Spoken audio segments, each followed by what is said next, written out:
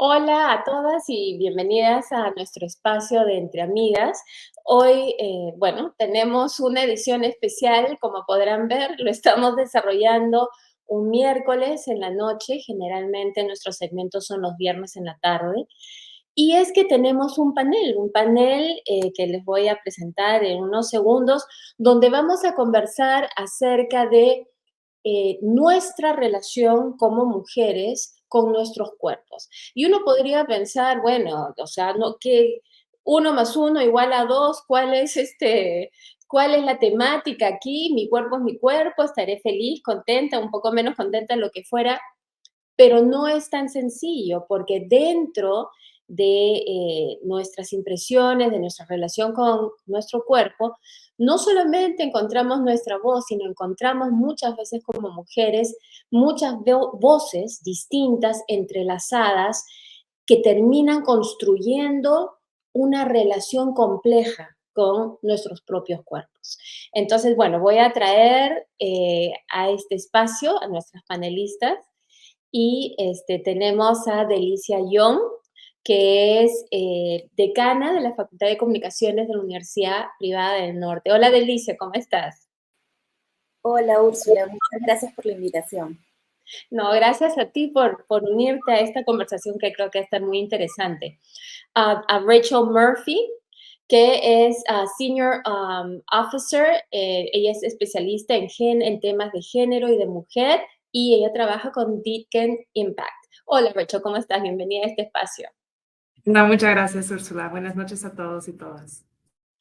Y tenemos también con nosotras a Irma, que está navegando por los espacios cibernéticos y tratando de llegar a nosotras. Estoy segura que la internet a veces nos juega malas pasadas, pero pronto se va a unir.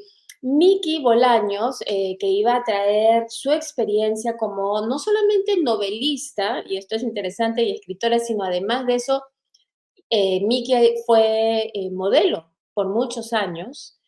Entonces, era interesante escuchar su experiencia en torno a la relación con su cuerpo. Miki siempre la conozco hace muchos años, he admirado siempre lo confortable que está con su cuerpo, lo mucho que aprecia su cuerpo, etcétera, porque no todas tenemos esa relación tan cómoda con nuestro propio cuerpo.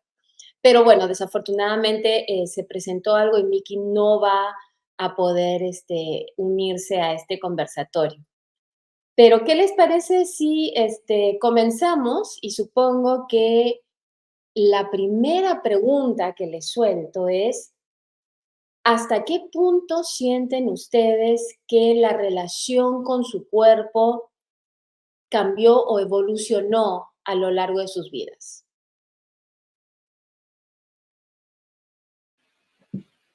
Bueno, yo comenzaré. Yo he sido una niña súper tímida, cuando he sido muy chibola y hasta casi la universidad. Y para mí era un problema el ser muy flaca, porque era bastante delgada, ¿no? Comía lo que sea y no engordaba, y yo trataba de engordar. ¿Por qué? Porque los referentes de belleza en la época, yo tengo 46 años, en la época de los 80s, más o menos, eran mujeres más, y las latinas eran más voluptuosas, y yo no cumplía con ese estándar, ¿no? De belleza. Y además siempre pareció menor de mi edad, entonces siempre quería parecer al contrario mayor. De hecho, el cambio ha sido bastante radical porque una vez que yo ya me sentí un poco más cómoda con mi cuerpo, con aceptarme, y no solo a nivel físico, sino a nivel emocional, esta relación ha sido súper cambiante para mi confortabilidad, en todo caso, ¿no? Hay muchas cosas que a veces uno con las amigas dice, ay, sí, me gustaría ser así o sea, pero ahora siento que estoy mucho más cómoda y no cambiaría nada de lo que yo tengo, porque eso me hace ser Delicia, no ser yo. Y esa diferencia es rica porque la diversidad es maravillosa, ¿no? Si yo fuera igual como un robot, un estándar, como, no sé, algo plástico, no es tampoco me sentiría tan cómoda por mi forma de ser, ¿no? Porque yo siempre valoro la autenticidad, pero tampoco hacia mí. Pero si hay personas que quisieran hacerse algún cambio, qué sé yo, es también la comodidad propia, ¿no? Eso yo también trato de no criticarlo, más bien lo rescato. Y es interesante que como mujeres nosotros podamos valorar y querer ese espacio personal que tenemos cada una de nosotros. Rachel, no sé cuál haya sido tu experiencia. Sí, yo creo que comparto mucho con Delicia. En mi caso, yo era una bailarina desde una edad pues muy temprana y entonces el tamaño de mi cuerpo siento volvió parte de mi identidad hasta un cierto punto, ¿no? En mi juventud. Y creo que, bueno, con los años, obviamente, los cuerpos están constantemente evolucionando, eso es parte de la vida de ser humano, pero pues me tocó enfrentar esa parte de mí, ¿no? En cómo, en qué estoy basando mi valor como ser humano y explorar pues las otras partes de mi identidad, ¿no? Más al interior, qué más tengo para ofrecer al mundo.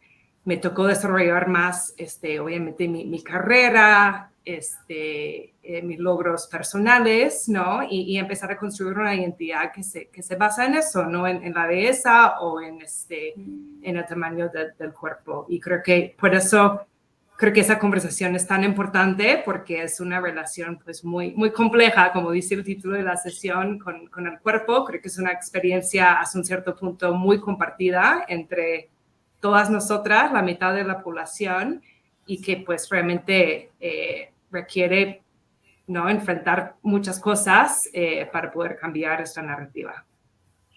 Y además siempre estamos siendo bombardeadas con ideales de belleza. Creo que si bien obviamente hay modelos masculinos, el porcentaje de imágenes que nos presentan al cuerpo más deseable, al cuerpo más ideal dentro de la idea de mujer, es mayoritariamente femenino. Entonces, estamos constantemente no solamente viéndonos al espejo, sino estamos viéndonos en la imagen reflejada de esos ideales de belleza. ¿Cuál creen ustedes, o digamos, si comenzamos a explorar esas expectativas sociales, hasta qué punto estos estándares de belleza, no siempre alcanzables, afectan, creen ustedes, nuestra experiencia como mujeres?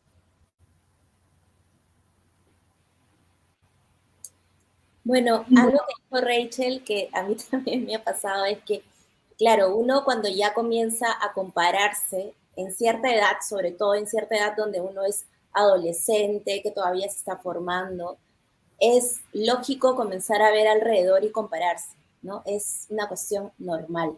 Entonces, cuando uno se compara, como ella decía, comenzó a ver algunas otras etapas. Por ejemplo, yo en mi caso, como era muy flaquito, decía, ya, ¿quién se va a fijar en mí que soy tan flaquita? Entonces voy a evolucionar mi parte más creativa, más inteligente. Entonces uno comienza a buscar ciertos recursos para tratar, entre comillas, de sobrevivir porque uno no tiene mucha seguridad. Yo creo que tiene que ver sobre todo con la seguridad de ciertas etapas en las que uno está y que tampoco alrededor uno siente mucha seguridad, ¿no? Porque, como tú dices, los comentarios de hacia tu belleza, o sea, casi ningún comentario va a tu inteligencia, ¿no? Si eres un poquito bonita, un poquito agraciada, o sea, lo más probable es que no seas tan inteligente, o lo más probable es que el cargo que tengas no lo hayas conseguido por tu propio esfuerzo. Entonces, esa es una de las cosas que yo particularmente sí sentí, porque estaba en un medio alrededor de hombres. En la televisión, la mayoría de gente que trabaja, sobre todo en edición, en la época en la que yo trabajaba, eran hombres. Entonces, y los reporteros y la gente eran hombres. Entonces, la valoración más que todo de tu físico, más que de tus capacidades como profesional, a veces te hacen un poco dudar de qué es lo importante, ¿no? Dentro de los trabajos. Sí, bueno, hola con todas. Tuve problemas técnicos de internet, pero bueno, ya estoy aquí. Sí, yo quería contar un poco mi experiencia y sí, es verdad, a medida que nosotros somos más jóvenes, creo que tenemos más inseguridades. Al menos en mi caso, cuando yo era muy pequeña, yo bailé ballet también y le contaba a Úrsula que cuando yo comencé a bailar ballet, bailaba en una academia privada, ¿no? Y no importaba si estaba subida de peso o no. Pero cuando quise ingresar a la Escuela Nacional de Ballet, me dijeron que todo estaba perfecto, pero que estaba muy gorda. Finalmente logré bajar de peso. Para mí, como tenía 10 años, no fue un trauma que me digan que era gorda, para nada. Pero sí, cuando ya entré al mundo del ballet, era o sea, todas hablaban, ay, que subí de peso, ¿no? Hasta inclusive, ¿no? Decían que la bailarina no podía tener mucho busto porque no se veía muy estético. Entonces, los 4 años que hice ballet, eh, me fijaba mucho en eso, ¿no? Porque yo quería ser bailarina en esa época. Pero a medida que uno va creciendo, ¿no? También es muy importante la autoestima que tú tengas. Porque claro, cuando eres muy joven, te dejas llevar por la aceptación del resto. Entonces yo como iba a las clases de ballet saliendo del colegio, yo escuchaba lo que hablaban las chicas que eran más grandes que yo y yo me preocupaba, ¿no? Porque yo tengo un regular gusto, entonces yo decía, oye, estoy creciendo, esto también me va a crecer y entonces ya no voy a ser una candidata pues a ser una bailarina especial. Pero después, bueno, salí del ballet, obviamente, y ya no me preocupé tanto por eso, ¿no? Pero sí dependiendo dónde te relacionas, es como que hay un tema de que tú quieres tener la aceptación de tu grupo, ¿no? Mientras más joven eres, creo que es más acentuado. Después ya pues uno va madurando y bueno, yo soy bajita, por ejemplo, acepté ser bajita, no necesariamente uso tacos, pero sí, cuando era más joven me ponía unos tacazos enormes cuando comencé a trabajar. Pero creo que eso va evolucionando en la medida que tú también vas ganando confianza en ti misma, ¿no? Pero es un proceso a lo largo del tiempo. Y yo diría que además, trayendo un poco tu experiencia y combinándola con el tema de los estándares de belleza, a veces lo que olvidamos es qué tan relativos son esos estándares de belleza. Porque, por ejemplo, para ti era importante mantener una figura extremadamente esbelta dentro de estándares de belleza impuestos por una danza que en realidad tiene orígenes europeos. Entonces, obviamente, el estándar de belleza de la bailarina de ballet no necesariamente va a responder a otras fisonomías que no sean, digamos, del norte de Europa, ¿no? Por decirlo así. Pero nos olvidamos de eso. Entonces, de repente se espera que sean de una fisonomía que no necesariamente se alinea con otros tipos de cuerpos, porque venimos en todo tipo de cuerpos. Pero además del contexto, o sea, es decir, mientras tú luchabas por ser esbelta, o querías, ¿no? Querías, ese era tu... Yo me acuerdo que yo sufría muchísimo en que me acuerdo que me decían, ¿no? Este pañuelo de mago, nada por aquí, nada por allá. Entonces, y lo he contado, alguna vez lo he contado, no es tan fácil cuando te dicen, bueno, ¿y dónde están tus curvas?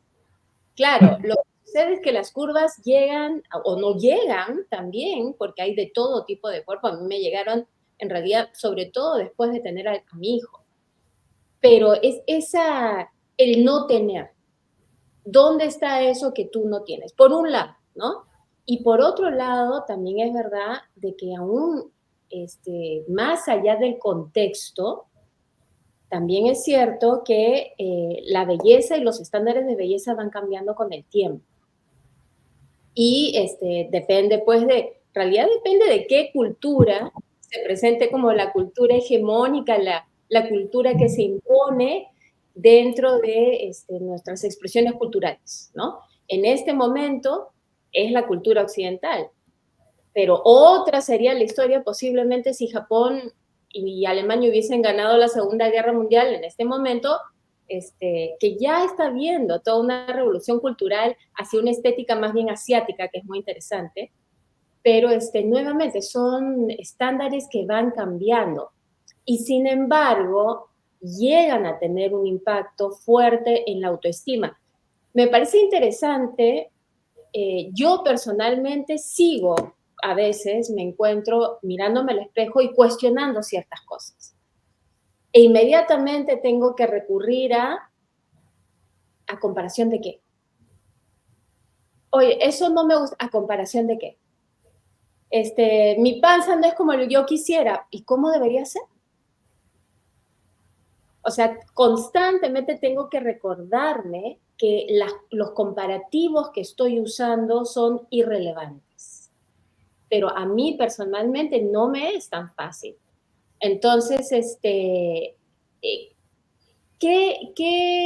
estrategias, si es que han desarrollado alguna, qué estrategia les ha servido a la hora de pensar, por ejemplo, en autoestima en torno a su autoimagen? Sí, Úrsula, en respuesta a esa pregunta, yo aprendí hace poco un poco sobre los orígenes de lo que es el Body Mass Index, el índice de masa corporal. Pues eso es todo un tema y no podía creerlo cuando pues aprendí, ¿no? De que eso surge en el siglo XVIII por un astrónomo belga que hizo un estudio sobre un grupo de hombres, de hecho hombres militares, obviamente europeos, ¿no?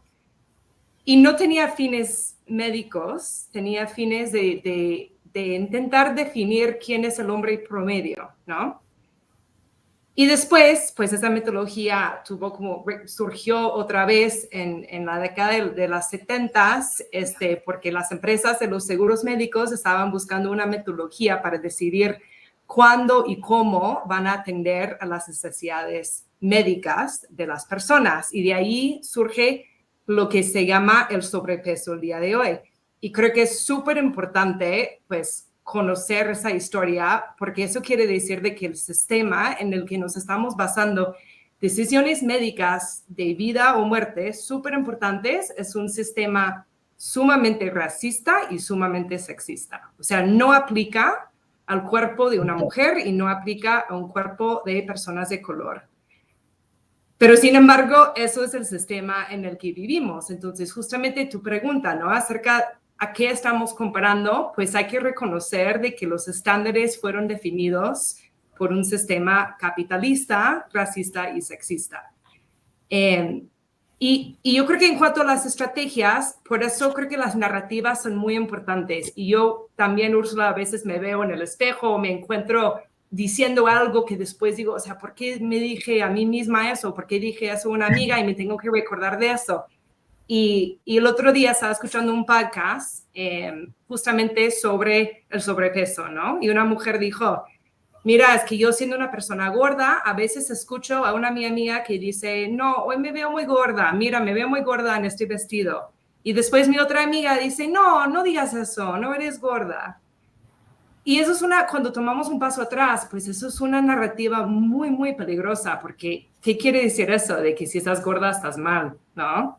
O sea, no digas eso, no eres gorda, pero ¿cuál es el problema, no? O sea, ¿por qué estamos siempre basándonos y volviendo al tema de basando nuestro valor, nuestra identidad en ese sistema que no tiene nada que ver con nosotros?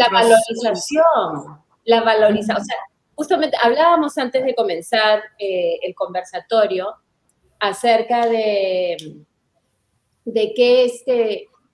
que muchas veces ahora se dice, por ejemplo, que una de las maneras de arreglar nuestra sociedad sería dejando de comparar. Pero no vamos a poder dejar de comparar porque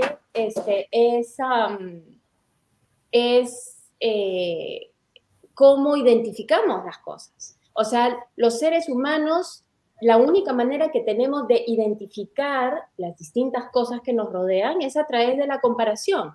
Comparamos dos cosas y sabemos que, por ejemplo, este es un celular, este es un lápiz. ¿Por qué? Porque son diferentes. El problema no es la comparación y el contraste. El problema es la valoración. Entonces, por ejemplo, uno podría decir, flaca, gorda. Y no hay problema mientras no se ponga un valor en ser flaca o en ser gorda. Así es. Exacto. Una vez que se pone el valor, comienzan los problemas. Y algo que quería agregar, tienes razón, Rachel, que estas ideas que tenemos parten, y no solamente de este astrónomo, dijiste además, ¿no? No solamente de este astrónomo, sino en realidad parten con la industrialización. ¿Por qué? Porque hubo tal producción de ropa que se necesitaban consumidores. Y tú no puedes tener una venta al por mayor si no tienes tallas estandarizadas, porque sería una locura que en una producción industrial de ropa tengas pues tallas hechas individualmente para cada persona. Entonces, se ha tenido que culturalmente estandarizar las tallas en small, medium, large o cualquier talla que sea, precisamente para que se consuma lo que se produce industrialmente. Entonces, aún nuestras imágenes de cuerpo, qué tallas deberíamos ser, etcétera, están amarradas también a una cuestión netamente comercial y que comenzó con la revolución industrial. Totalmente, y es así por diseño, ¿no? Porque, o sea, la industria de la belleza, busqué ese dato justo antes de la sesión, está generando alrededor de 450 billones de dólares al año. Como un dato relativo, busqué el dato del Producto Interno Bruto de Perú, que anda por los 240 billones. Entonces, casi 2 veces el país de Perú solamente en los ingresos que tienen que ver con la belleza. Entonces, pues, a tu pregunta también sobre los estándares de belleza, pues nos quieren mantener, ¿no? En esta ida y vuelta, en esta comparativa, en este deseo de siempre querer más, más, más, porque así seguimos comprando y así seguimos siendo consumidores. Entonces, tiene fines pues muy capitalistas en cuanto a esos estándares. Y a veces es difícil, me encantaría su opinión, salirnos de esa manera de pensar. ¿Cuántas veces nos encontramos con una niña y con un niño y a la niña le decimos, ¡qué linda! O sea, lo primero que le decimos, viendo un poco lo que decías, Delicia, es, no es que eres inteligente, que elocuente, que bien bailas, lo que fue. No, ¡qué linda! Especialmente con las niñas, ¿no? Sí, y justamente ahí quiero tocar un tema, Úrsula, que ahora hay varias políticas de hostigamiento que lo que dicen es que uno no debe de relacionarse con otras personas, sobre todo en entornos laborales, con ese tipo de etiquetas, ¿no? Porque puede ser parte de un proceso de hostigamiento sexual. Perdón, no te escuché bien. ¿No debería relacionarse con ese tipo de...? O sea, cuando uno, por ejemplo, le dice a una compañera de trabajo o un compañero de trabajo, habla sobre su físico, qué bonita te ves, qué guapo te ves, etc., puede ser causal un hostigamiento, según la ley ahora, en el Perú sobre todo. Entonces, eso ha cambiado un montón. La otra vez estuve en una charla de hostigamiento y en verdad me quedé impresionada de la cantidad de cosas que ahora son restrictivas, que antes eran normalizadas completamente. O sea, siempre a la mujer se le valora por su físico, ¿no? Más que por sus otras habilidades, ¿no? Y eso justamente era lo que te quería comentar, porque, o sea, al ser docente, tú ves un montón de realidades con las chicas, ¿no? Y de hecho, tú te ves reflejada un poco porque alguna vez has pasado por ese tema en la universidad. Entonces las ves que a veces se comparan y antes veías más a las chicas, ahora también ves a los chicos haciendo eso, bastante, más de lo que antes había cuando uno estaba en la universidad. Los chicos no les importaba absolutamente con qué iban, se ponían cualquier cosa, iban a la universidad. En cambio, sí podrían criticar a una chica que vaya con buzo, con zapatillas, ¿no? Era una cosa que, oye, ¿por qué no te vistes como mujer? Te decían una cosa así, ¿no?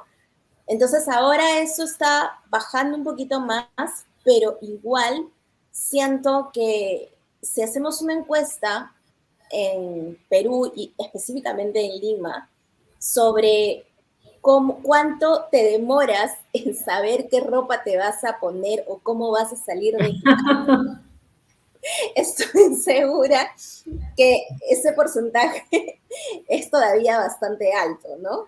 Que no pasa con el otro género, ¿no? Entonces, desde ahí, desde que tú te levantas, ya estás viendo con qué ropa te vas a ir y te estás haciendo todo un tema para poder arreglar y salir bien. Lo ideal aquí sería que quieras salir bien por ti, ¿no? O sea, no importa lo que te demores porque, o sea, no vamos a decir que todo el mundo tiene que ir desarreglado. O sea, a mí sí, por ejemplo, sí me gusta arreglarme y va más allá de estar en mi casa o no estar en mi casa, porque mi trabajo es home office. Entonces, yo podría estar todo el día en buzo y sin prender mi cámara y nadie me vería, correcto, pero yo no me siento bien conmigo misma porque yo sí quiero sentirme un poquito mejor para mí. O sea, creo que ahí también está el hecho de saber cuál es el objetivo de que te quieras arreglar o te quieras hacer un cambio o qué sé yo. Si es comparativamente para que otros te miren y te admiren, tiene otro nivel de connotación, ¿no? Pero también creo que es válido que alguien se preocupe por cómo se ve para uno mismo.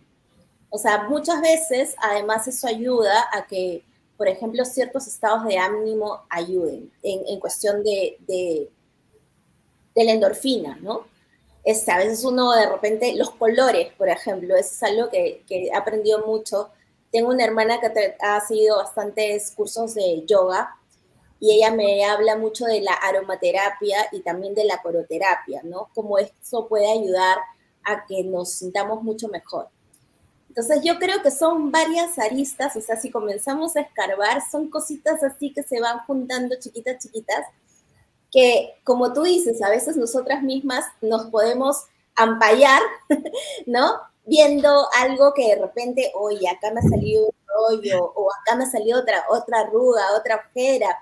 O sea, es muy probable que todas hagamos todavía eso, pero es que han sido años en los que hemos estado condicionadas con ese tipo de comparación, ¿no? Entonces yo creo que nos han metido a la crítica interior, pero a martillazo. Y no solamente en la familia, ¿no? O sea, porque, por ejemplo, mi mamá, yo siempre, yo me pongo lo que se me dé la gana y cuando quiera, mi mamá era súper feminista desde que yo tengo uso de razón, ¿no? Y si me pongo pantalones, me pongo pantalones y nadie me tiene por qué decir nada, era así. Pero siendo mi mamá así, yo tengo varias conductas súper opuestas a mi mamá por el entorno, ¿no? Por los amigos, por las amigas, por el colegio, por la universidad, por salir a la calle simplemente. No, y eso es también porque nosotras mismas somos bastante críticas con nosotras. A mí también me ha pasado, ¿no? Por ejemplo, ahora he subido unos kilos, he subido como 4 kilos, y claro, estoy pesando más de lo que normalmente pesaba. Y sí, no voy a decir que por ahí que quiero bajar de peso, ¿no? Pero más que querer bajar de peso, yo a pesar que siempre he sido delgada, tengo un problema médico de colesterol. Lo tengo altísimo, ¿no? Entonces, más ahora que bajar de peso, estoy más preocupada, ¿no? En bajar mi colesterol, porque lo tengo, pero más de 300 lo tenía, ¿no? Estoy con medicación y todo, a pesar que yo hago ejercicio frecuentemente, como dentro de todo sano, ¿no? Pero es un tema genético del organismo. Pero sí, o sea, a mí también, ¿no? Estoy pesando 55 kilos. Nunca en la vida he pesado 55 kilos en lo que va de mi vida hasta ahora. Y sí, cuando miré la balanza también me sorprendí, pero después dije, pero me veo bien, o sea, ya no me interesa tanto recuperar esos 4 kilos, pero sí, o sea, sí estoy preocupada por bajar mi colesterol, ¿no? Y de hecho, el médico me ha prohibido arroz, que yo amo el arroz, el pan también, ¿no? Y dulces no, porque a mí no me gustan los dulces, yo soy de comida salada. Pero más que nada ahora pienso y digo, ya está bien, sí, estoy 4 kilos por encima, pero ahorita mi objetivo pues es tener mi colesterol mejor porque es un tema de salud, ya pasé los 50 años, entonces lo miro por ese lado. Pero sí, no dejo de pensar en que sí, pues me gusta verme bien también, ¿no? Y mucho es también el tema que ustedes han mencionado, ¿no?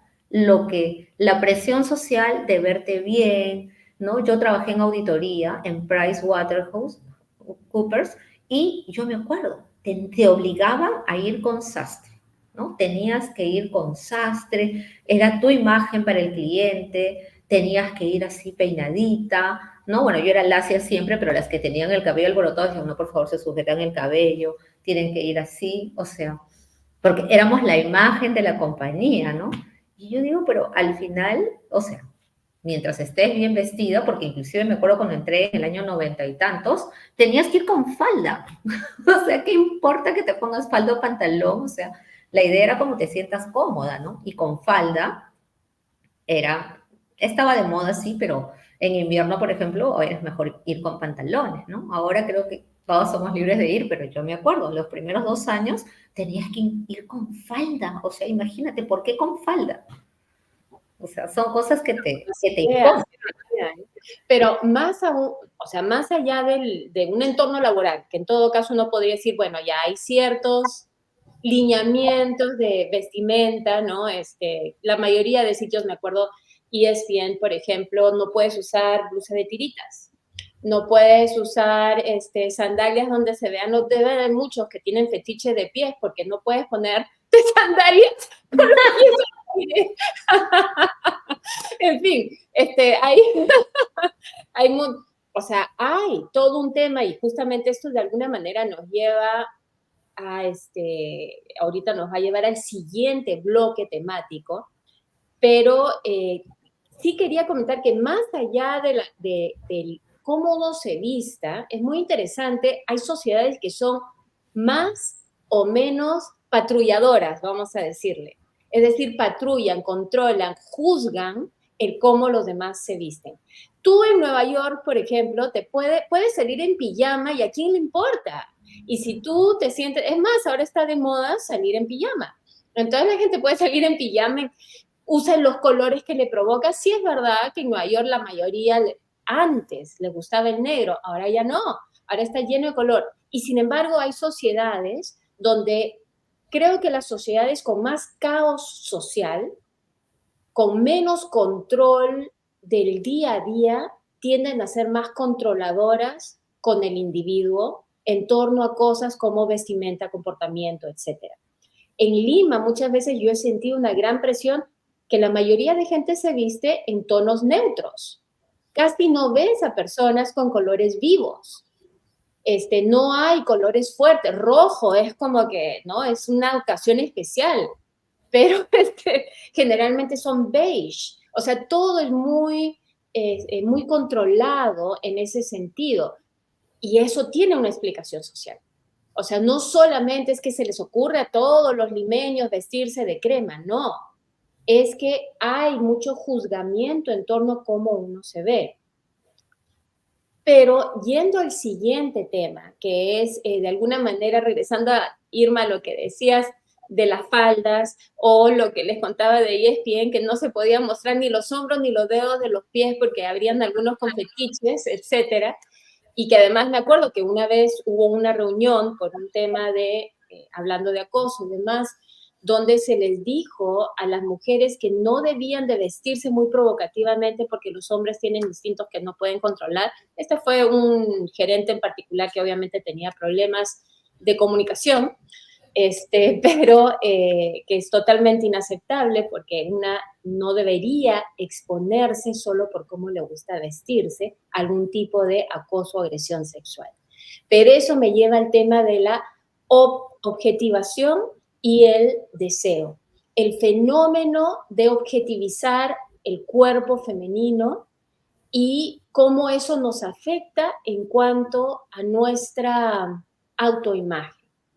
¿Qué experiencia o qué les trae a la mente pensar de la manera en que la mujer muchas veces es reducida a una función como un objeto de placer sexual?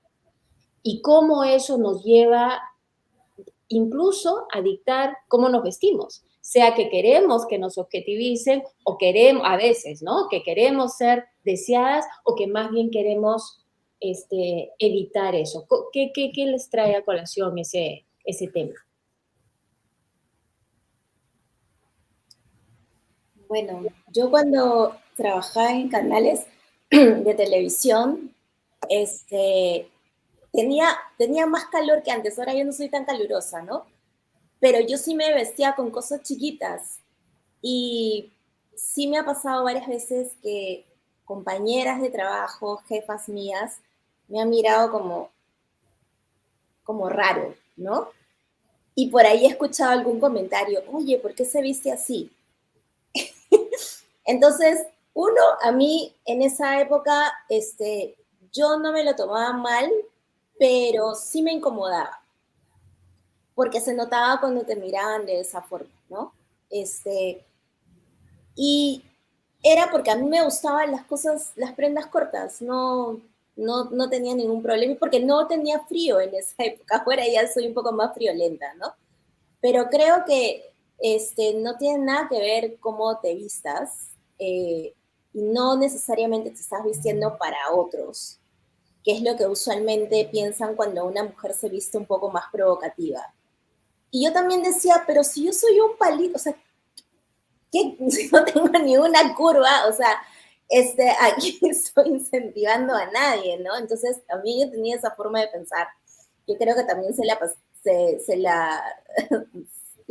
me la pasó mi mamá, ¿no? De hecho, de no importarte mucho esa parte de cómo te vistas.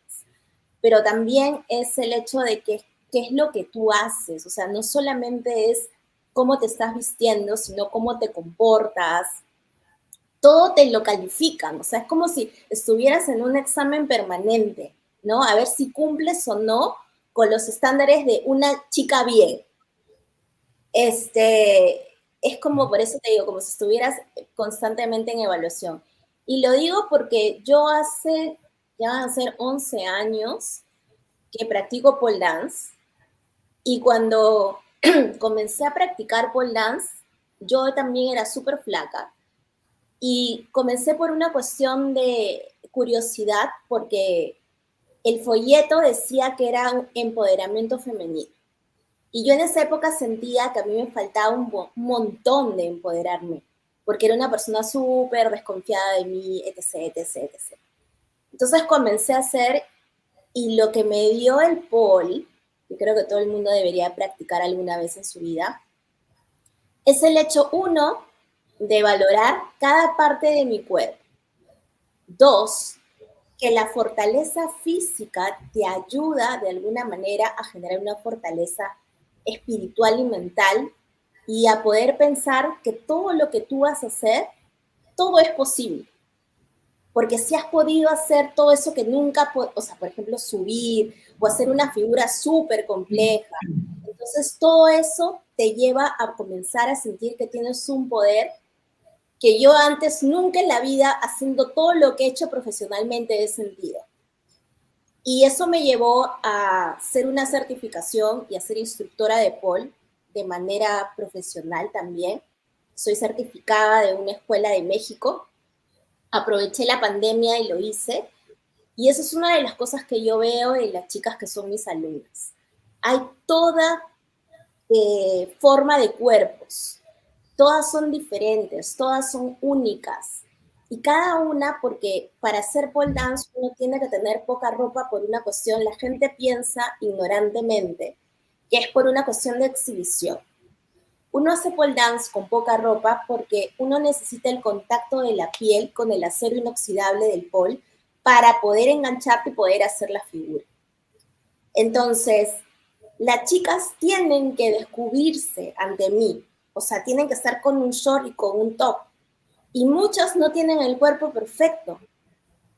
Y tú te das cuenta cuando una chica recién comienza y está así, como que se quiere cubrir, como que primero se pone el polo, como que le da vergüenza. Y luego vas viendo la evolución de cómo cada una de estas chicas comienza a verse al espejo, comienza a valorar su cuerpo, comienza a valorar su fuerza. Es una cuestión bien interesante y en verdad bien motivante. Yo por eso, aunque sea una vez por semana, que son los domingos que puedo dictar clases, que es el único día que tengo libre, dicto 3 horas con las chicas, porque es una evolución. O sea, yo siento que estoy ayudando a mujeres a realmente amarse, ¿no? Eso es algo que falta un montón en esta sociedad. Y definitivamente el deporte en general, ¿no? Que por eso es tan trágico que tantas mujeres dejen de hacer deporte, muchas, en cuanto entran en la pubertad. O sea, las niñas, el porcentaje de niñas que dejan... Yo soy una de esas chicas, yo nunca hice deporte hasta que hice pole, que ha sido hace 11 años. Recién descubrí el ejercicio físico, o sea, siempre me gustó la natación. ¿Por qué? Porque yo mido 1,50 m, soy bajita y siempre he sido súper flaquita. Entonces, todos los deportes que te enseñan en el colegio, que son vóley, básquet, fútbol, o sea, todo es para, uno es deporte de contacto. Yo tenía miedo de que me empujaran los otros que eran más grandes que yo. Y lo otro es que para saltar, o sea, yo salto bastante alto, pero no voy a compararme con una chica que mide 30 centímetros más que yo. Entonces, yo también me sentí súper relegada en el deporte y siento que, por ejemplo, eso es algo que deberían de no ser en los colegios. O sea, deberían de poner deportes más inclusivos, porque eso hace que uno luego no se acostumbre a hacer deporte. O sea, yo fui descubriendo ya de una persona... Que no es para ti, ¿no? Piensas que no es para ti. Yo pensé Claro. que era una negada en el deporte y lo más particular es que todos mis hermanos han estado en Adecore, o sea, eran de la selección de algo, menos yo porque era la más chiquita. Entonces ahí uno también se siente relegado, como diciendo, yo no pertenezco, ¿no? Y desde pequeña, ¿no? O sea, eso no debería pasarle a ningún niño. Todos los niños deberían de sentir que son parte de algún grupo diferente, qué sé yo, pero que ser parte de es importante. O sea, no sentir que tu cuerpo a veces incluso que te está traicionando. Que te limita, ¿no? Que te limita. O sea, eso, claro, que te limita y por ende te está traicionando. O sea, es terrible para un adolescente, una niña pasando adolescencia, de pronto sentir que su cuerpo no se presta para las actividades que otros pueden hacer, ¿no? Cuando en realidad de repente esas actividades no son las únicas que se podrían hacer. Exacto. Total. Y creo que genera... No, solamente para terminar, es que en el colegio también en esa edad hay mucha competencia, ¿no? O sea, como que todo el mundo quiere ser el mejor, ¿no? Entonces, a veces en esos deportes que en teoría son en equipo, principalmente siempre van a ser seleccionados aquellos que tienen una condición física, por ejemplo, para el básquet, ¿no? Los más altos o los más rápidos. Pero ¿qué pasa con los pequeños y que son más lentos, ¿no? Entonces, deberían haber diferentes actividades para que todos se sientan partes del equipo y también se sientan valorados. Porque cuando tú eres más pequeño, más niño, o sea, eres más susceptible, eres más vulnerable a estas cosas, ¿no? Que te marginen o que no te... Solo para cerrar, te sientes inferior y te sientes débil, que eso es algo que ningún niño debería de sentir. Totalmente. Exacto. Y en lo personal, para mí lo más triste es que genera muchísima desconfianza de nuestros propios cuerpos, una desconexión. Yo creo que eso pasa con las niñas, a mí me pasó, me imagino que es una experiencia muy compartida, de que en algún momento existe una separación de cuerpo y mente, ¿no? Y no perdemos como esa conexión para saber de qué somos capaces de hacer. Y entonces me encanta esa historia de Alicia porque justamente es una experiencia de reconexión y de encontrar no solo fuerza, pero, o sea, capacidad que tiene nuestro cuerpo más allá de un objeto sexual. Y creo que eso es lo que tenemos que fomentar. O sea, yo veo a tu pregunta sobre como la sexualización también de las mujeres. O sea, yo veo ahorita que Gen Z tiene como otro estilo, o sea, se visten así y es como un rechazo de esa idea. Y eso me encanta, pero a la vez yo creo que tenemos que volvernos a algo un poquito más hasta espiritual, diría yo, de que no es necesariamente rechazar ni aceptar un sistema, sino de volvernos nosotras, de volver en conexión con nuestros propios cuerpos. Así es. Y reconocer que todos los cuerpos son diferentes, ¿no? Y no compararnos, ¿no? Y cada cuerpo es capaz de lograr el reto que tú le pongas, ¿no? Pero poco a poco, ¿no? No valorizar, ¿no? Porque te puedes comparar, pero nuevamente, o sea, gorda y flaca no tiene por qué ser una mejor que la otra, ¿no? Claro, no tiene por qué ser más o menos, ¿no? El ser gordita no significa que estés mal, ¿no? O sea, depende cómo tú te percibas también, ¿no? Que un poco te olvides de qué dirán. Por eso me gusta tanto el pole dance, porque no necesitas un cuerpo específico para hacerlo. O sea, conozco a chicas que son grandes, que hacen cosas hermosas, y conozco también chicas súper chiquitas y que parece que no van a poder hacer nada, y que también hacen cosas maravillosas en el polo. O sea, es una de las cosas que yo más valoro porque es el deporte para mí más inclusivo. Y le llamo deporte porque estamos así de ser deporte, por si acaso. Lo que pasa es que necesitas un número de federaciones a nivel internacional. Y sabemos que hay muchos países que se restringen por una cuestión de machismo, ¿no? Entonces, limitan. Por ejemplo, yo cuando comencé a hacer, que solamente ha sido hace 11 años, todo el mundo sí te pone un estereotipo y te dice desde, voy a decir la palabra horrible, pero es así, ¿cuánto cobras? Así de simple. Cuando ni siquiera tienen la menor idea de que hay campeonatos internacionales, que es un tipo de gimnasia que tiene federaciones en muchas partes del país, de los países.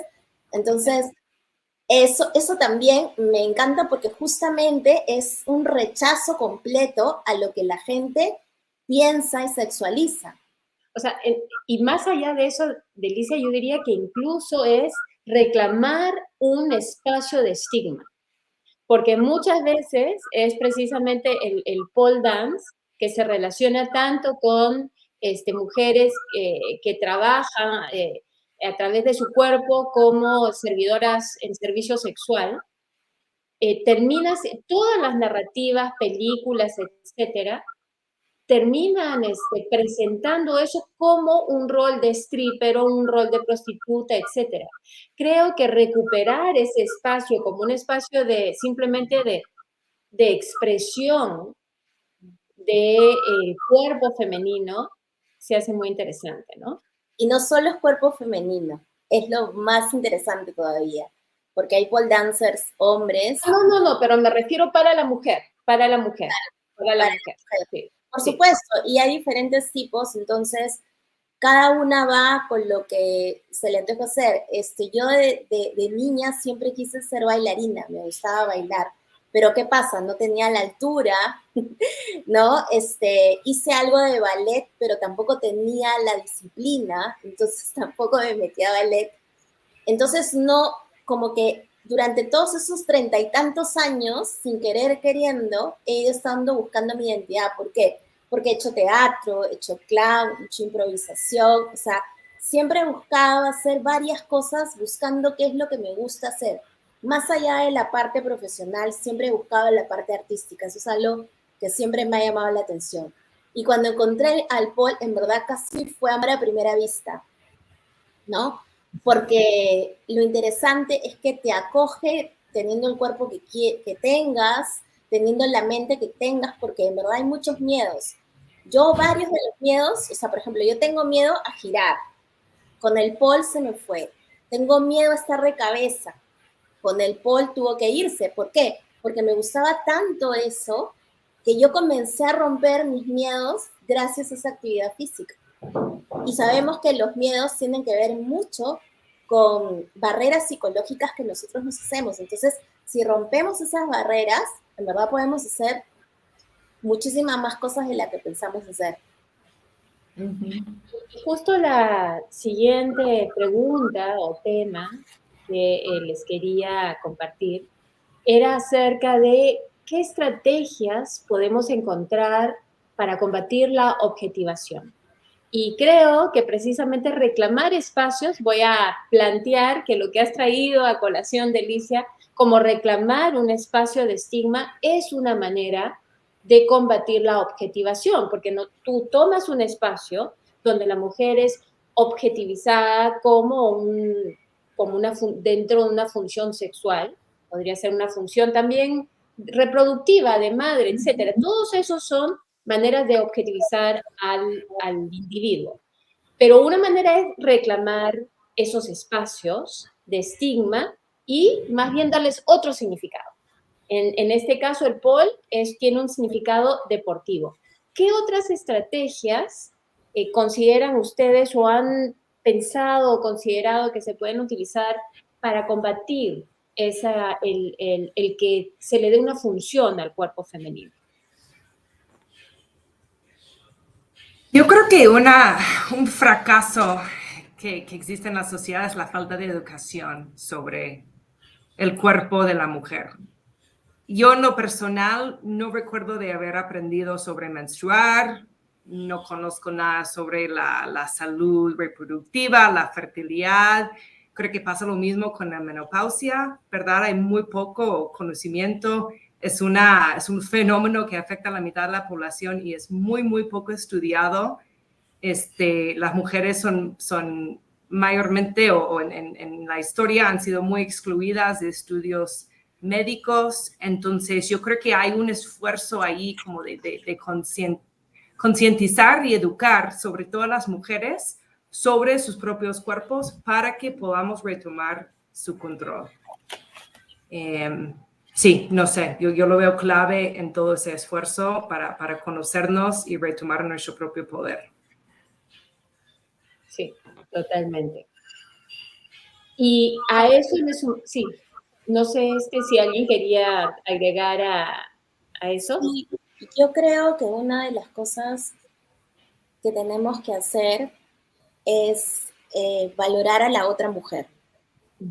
Lo que yo siento muchas veces es que a veces el problema somos nosotras mismas, ¿no?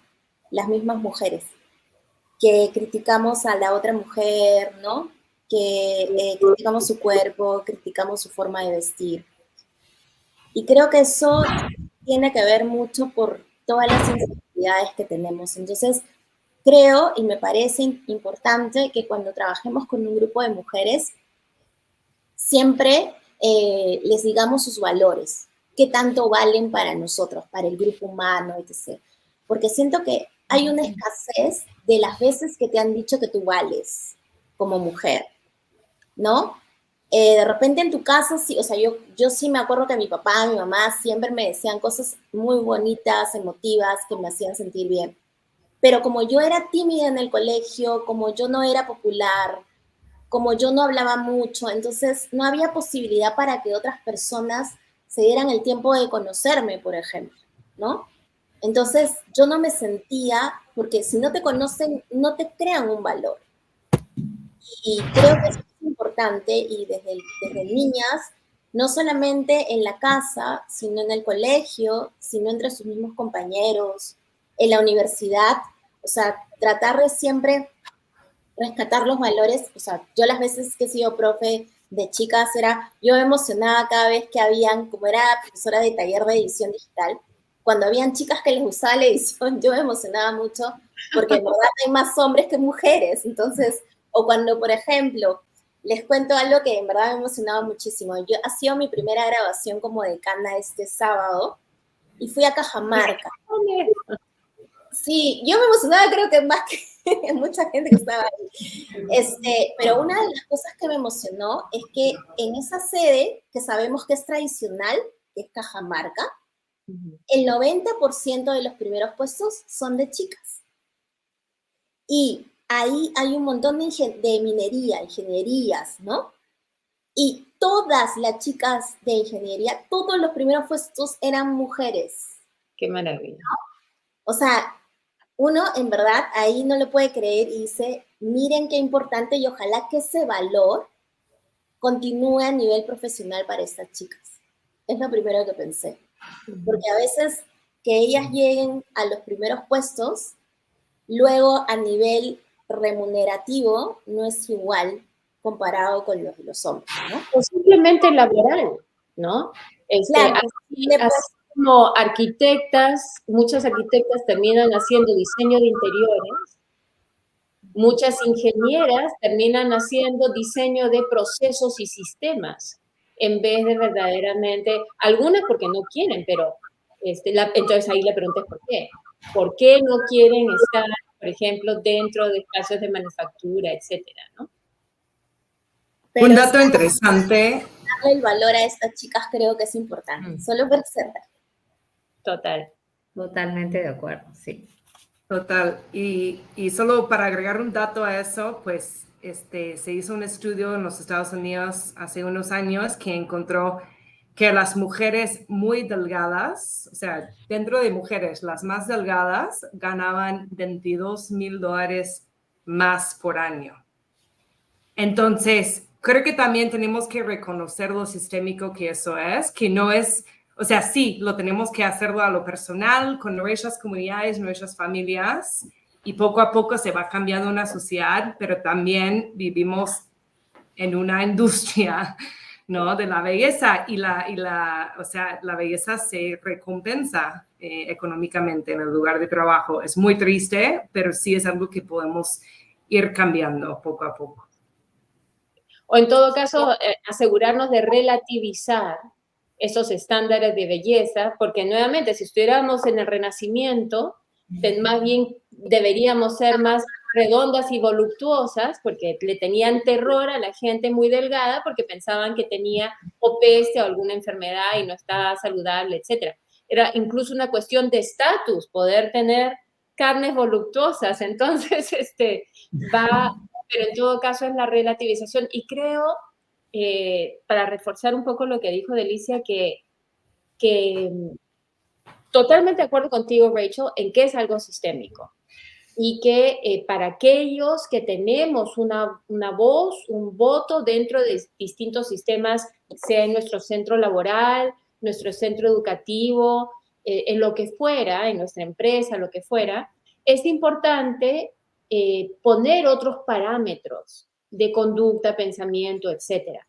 Pero también a nivel, y eso complementarlo a nivel individual, recordar que antes de comenzar a criticar a alguien por cómo se viste o por cómo es su cuerpo o lo que sea, pescarnos en el acto o criticarnos a nosotras mismas, ¿no? Pescarnos en el acto y preguntar contra qué lo estoy valorando. ¿De dónde viene esta supuesta valorización o valoración negativa? Y si es relativo, entonces no tiene fundamento, ¿no? Irma, creo que tú querías decir algo. Sí, yo quería decir que todo esto de la objetivación también viene del entorno, ¿no? Yo recuerdo que hace, no sé, 15 años sería, los mismos medios publicitarios objetivizaban a la mujer. Yo recuerdo las propagandas de cerveza, ¿no? Eran la rubia que tiene cuerpo y comparaban a la mujer con una cerveza. Y eran compañías tan grandes como la Bacus, Cristal, ¿no? Que hacían estas propagandas, ¿no? Y que hacían la analogía, ¿no? De un hombre que estaba cogiendo su cerveza y era como que estaba cogiendo a una rubia, ¿no? O sea, como decir que era el placer de tomar esa cerveza, era como que estabas agarrando a la mujer rubia, ¿no? Era una cosa así, y eran bastantes propagandas. Y aquí en Perú era lo más normal. O sea, te hablo de los años 90 y tantos.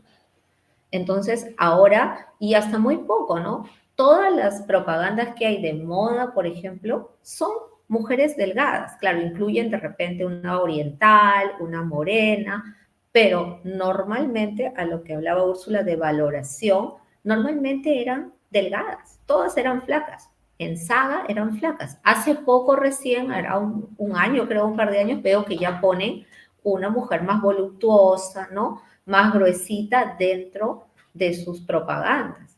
Pero eso es reciente. Entonces, yo digo, una niña ve todo lo que se le rodea y entonces también tiene estas narrativas como presiones sociales para ser delgada, para no querer ser gorda y tener todos estos complejos que puede generar también estas presiones sociales acerca de tu cuerpo. O para querer aclararse la piel, que muchas veces me he sorprendido de ver cuánta publicidad hay, especialmente, por ejemplo, en Asia, de estas pomadas para aclararse la piel. Porque, claro, porque los esquemas de belleza ni siquiera son occidentales, o sea, por algún motivo no tengo la respuesta, es una blancura total. Entonces, pero ¿qué pasa si ese no es tu tono de piel? ¿Qué pasa, por ejemplo, de nuevo? Yo me acuerdo que todo el mundo al revés, ¿no? ¿Por qué no era bronceada? ¿Por qué era mis piernas que blancas? ¿Que por qué? Entonces, ¿qué hacía yo? Me echaba aceite de bebé, Coca-Cola, cualquier cosa y terminaba con ampollas por tratar de ser bronceada. Tú también. Y bueno, y el cáncer a la piel, ¿qué? O sea, tuve que aprender a decir un momento, primero está la salud de mi piel, y si soy blanca, pues ¿qué vamos a hacer?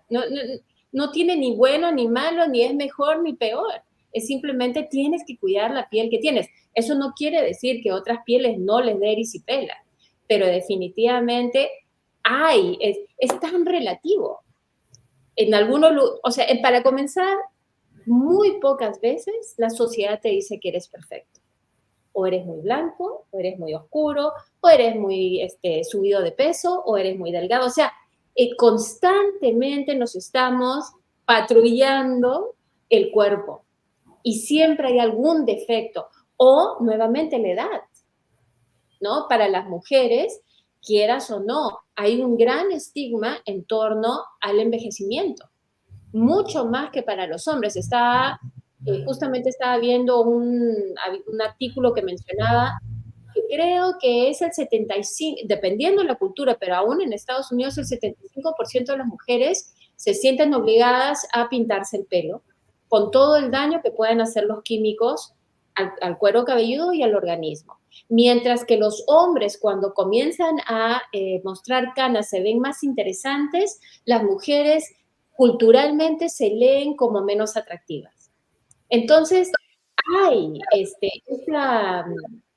esta doble moral, por decirlo así, doble estándar acerca de la mujer y la edad frente al hombre y la edad.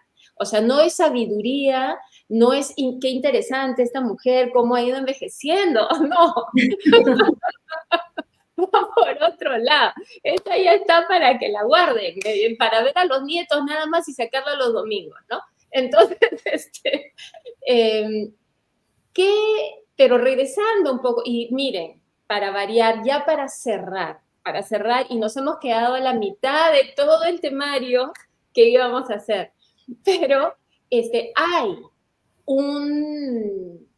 creo que muchas mujeres combinamos varias sensaciones alrededor de nuestro cuerpo.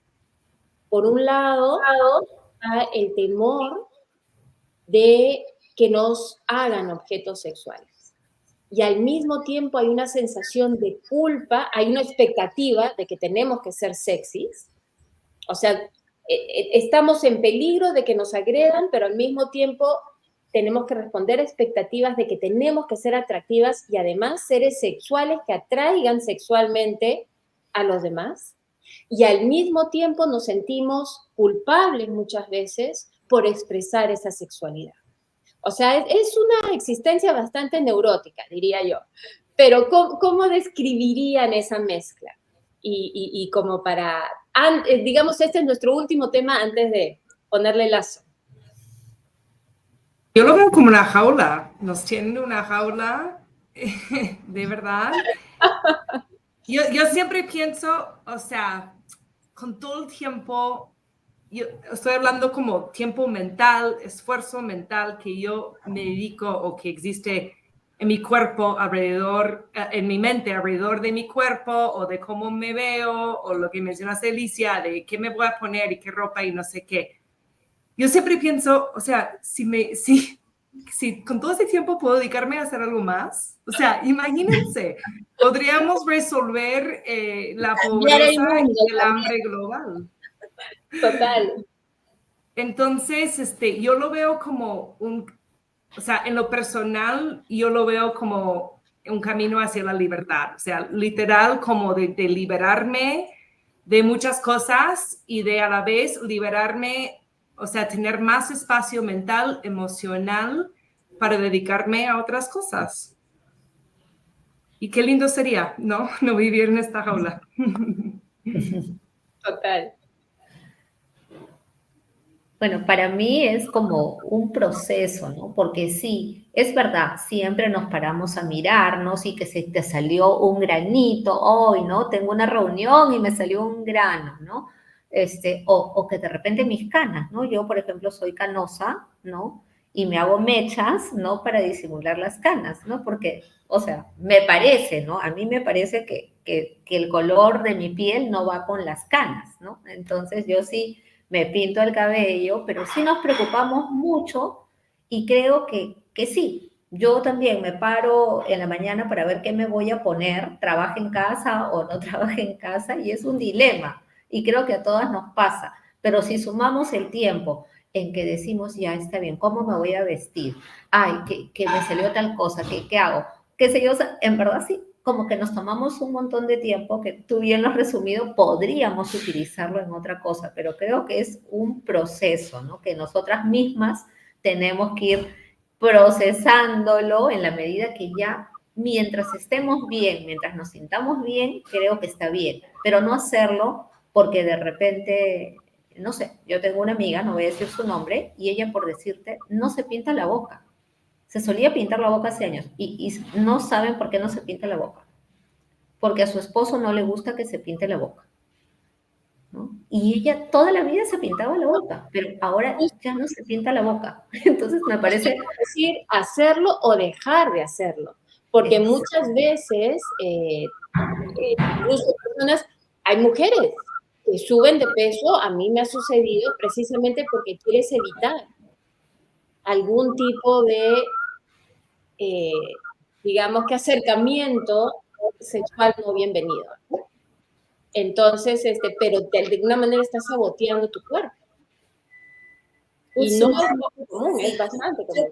yo creo que aquí el key del asunto es, hagas lo que hagas, tienes que estar feliz con lo que hagas. Ya sea arreglarte o no arreglarte, subir de peso o no subir de peso, vestirte de manera elegante o deportiva, es tu decisión, y lo importante creo que aquí, más allá de restringirnos de algunas cosas, ya mejor nos salimos sin ropa y todo, es el hecho de estar felices con uno mismo, y que eso que hagas, no lo hagas porque otra persona te lo dijo o por obligación, sino porque a ti te gusta hacer. Entonces, mientras estás maquillándote, que disfrutes estar maquillándote o buscando la ropa que quieras, pero que lo disfrutes. Yo creo que el mejor tiempo, no importa lo que hagas, si el tiempo lo haces disfrutando eso que te gusta, es una calidad de vida. Ya sea que puedas cambiar el planeta o no, ¿no? Yo creo que ahí es eso, o sea, tampoco podemos estar restringidas, o sea, es tratar de hacer todo lo que querramos, pero divirtiéndonos, haciéndolo con una sonrisa, no por obligación. claro, sintiéndonos bien, ¿no? Como nosotros nos gustaría ser. Y yo les cuento rapidito antes de cerrar, por ejemplo, mi mamá era una persona que siempre se arreglaba, siempre estaba arreglada. Si está en la casa, ella no sé por qué estaba de moda, creo, se afeitó las cejas y siempre tenía que pintarse las cejas. Entonces siempre se pintaba las cejas y la boca. Y cuando salía se arreglaba muchísimo. Mi hermana y yo disfrutábamos mirando cada paso que hacía, que ya no sabíamos de memoria todo lo que se echaba. Y yo me acuerdo que mi papá le decía, ay, te pintas demasiado.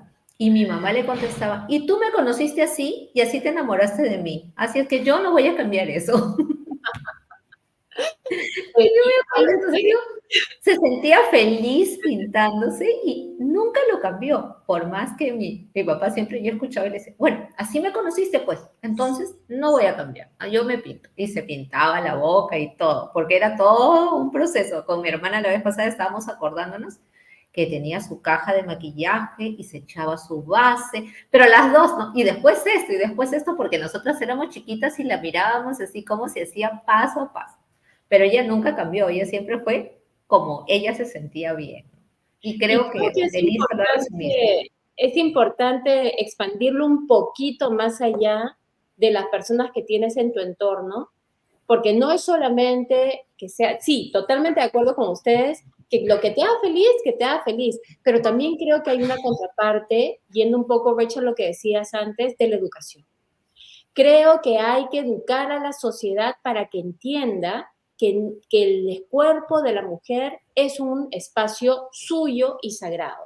Y que no importa qué se ponga o qué no se ponga o qué le apetezca disfrutar ella de su cuerpo, eso no abre puertas a otros para que puedan invadir linderos que no le corresponden.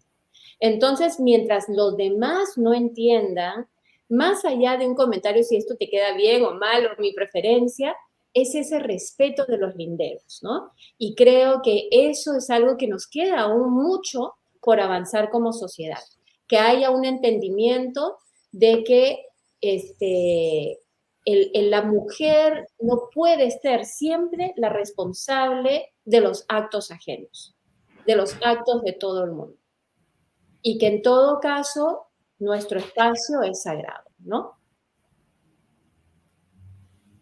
Así Bueno, es. sí quería pedirles que, vamos a cortar acá, pero quería pedirles, nos hemos pasado 10 minutos, quería pedirles que se comprometan con nosotras a continuar con esta conversación porque nos hemos quedado con varios temas sobre el tapete. ¿Qué les parece? Sí, claro. Como siempre, el tiempo quedó corto. Ni cuenta me di, ya pasó más de una hora. Siempre queda corto. Muchísimas gracias a todas por compartir ese espacio, por compartir sus experiencias, sus conocimientos, sus perspectivas. Nos estamos viendo. Por la invitación. ¿Quieren decir algo para cerrar o ya simplemente para despedirse, como quieran? Muchas gracias, Úrsula, y también, en verdad, cada vez me siento más cómoda compartiendo con Irma y con Rachel, porque también aprendo un montón de ellas. Muchas gracias a ellas también por sus vivencias. Gracias, Delicia. En realidad creo que todas nos nutrimos y es bonito compartir y hablar temas que en el día a día normalmente no se tocan o se tocan muy ligeramente, ¿no? Sí. Podemos hablar en un mes. Seguir la conversación. Bueno, nada, muy buenas noches y seguiremos con esta conversación. Muchas gracias. Buenas noches. Gracias.